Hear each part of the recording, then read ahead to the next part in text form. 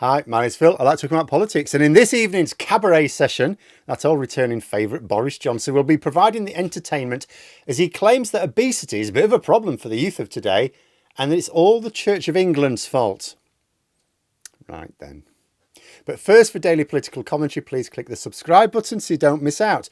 So, Boris Johnson, I think he's having to go back to square one. He definitely fancies his chance of a political comeback, and so he's having to make sure he maintains a public presence with his witty and erudite observations of the world. And this week's observations is that there's a little bit of a problem with obesity and children these days, or fatsos as he's called them repeatedly, without even a hint of self-awareness as usual. So how does he go from children being on average more overweight than previous generations to the church being to blame? Well, I've read the article and I'm not sure I'm any the wiser. So let's go through this little journey together. First of all, he notes that when he was younger, it was very rare for there to be a fatso in class, his words. He says now they're all fatsos. Now, in reality, obviously, the vast majority of kids these days are perfectly healthy.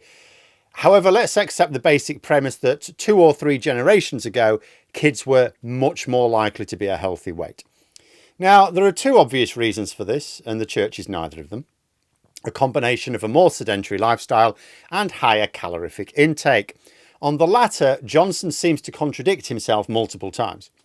He first says that kids these days are gorging themselves, and he does that multiple times through the article. But then, towards the end, he says they're not actually eating any more than when he was young. In reality, they are. But Johnson also touches on the exercise as well. Now, child obesity isn't something I've spent a lot of time studying, so I don't have lots of facts and figures at my fingertips. But I can think back to my own youth. If I wanted to spend time with my friends, I'd have to go out. I'd have to go and physically meet them. So I cycled quite a bit. I ran around fields and woods a bit, as you did. Kids still do that today, of course. Maybe not so much. Maybe not as many kids. Parked cars everywhere makes cycling much more hazardous and way less efficient. And you can both chat to and play with your friends remotely much more easily these days. And remember, we put kids through a good year of having to do this during the pandemic. So obviously, just like in the workplace, some behaviours changed as a result of that. Mind you, Johnson describes kids playing in the streets. I mean, maybe that was true in the days of the horse and cart. I mean, how old is he really? It wasn't when I was young. I mean, we ran around and stuff and we played together outside, but not in the street. That's where the cars go. I have no ambitions to wrestle one, so I tended to stick to the fields and parks. But we still had them before Boris Johnson forced councils to sell them off as his party stripped them of funding. In fact, if Boris Johnson has a problem with the lack of physical exercise in kids, maybe someone should ask him why he deprived them of the physical spaces to carry out said wholesome activities. But even at this point, it's not really clear how the church is responsible for this lack of running around. I mean, how does that work? How did the church get everyone running around in his day? Does he think it's because the priests are no longer chasing the little boys? Is that the exercise he thinks they were getting? He claims it's because they are no longer providing spiritual sustenance. But when I was a kid, which was a bit after Johnson, obesity was still pretty rare in my own peers. I think I can remember one kid in my year. I wasn't remotely overweight as a kid. I was certainly active at the time, but I didn't know anyone who went to church. I think I might have done for a few weeks when I was very young. But, none of my friends managed to develop the physique both described and, if we're honest, displayed by Boris Johnson. My own obesity came as a result of the obvious lack of exercise and eating crap later in life. My attendance in church had nothing to do with it. It went from 0 attendance as a teenager to 0 attendance as an adult. Perhaps Johnson just noticed, maybe he's just looking around. Jacob Rees-Mogg, he's as thin as a beanpole. He seems the sort to go to church. Oh, it must be church. He's put 2 and 2 together and made 7 as usual. As well as blaming the church, Johnson also said the fault lay in the fact that kids are being told there are paedophiles everywhere.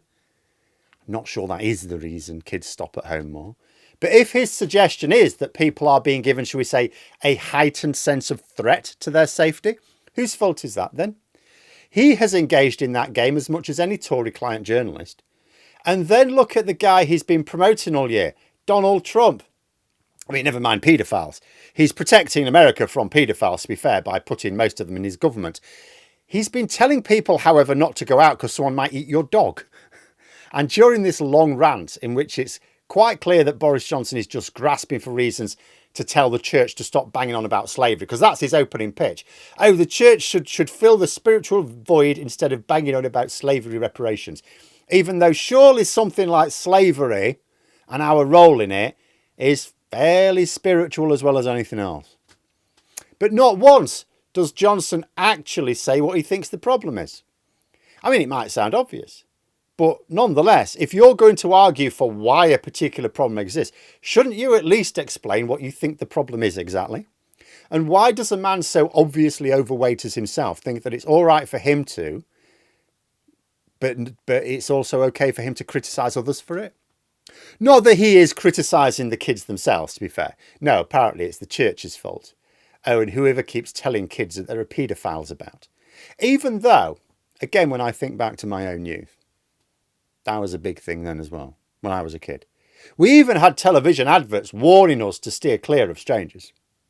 And as for his basic premise, that what he calls spiritual sustenance from the church would stop kids gorging themselves, like, answer me this.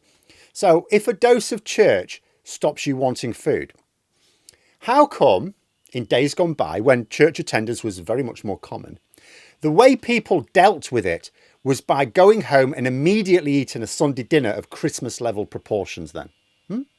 Or should we just agree that in a true meritocracy, Boris Johnson would occupy the role of village idiot? But there we are. Those are my thoughts. Let me know yours in the comments below. If you enjoyed the video, please click the like button.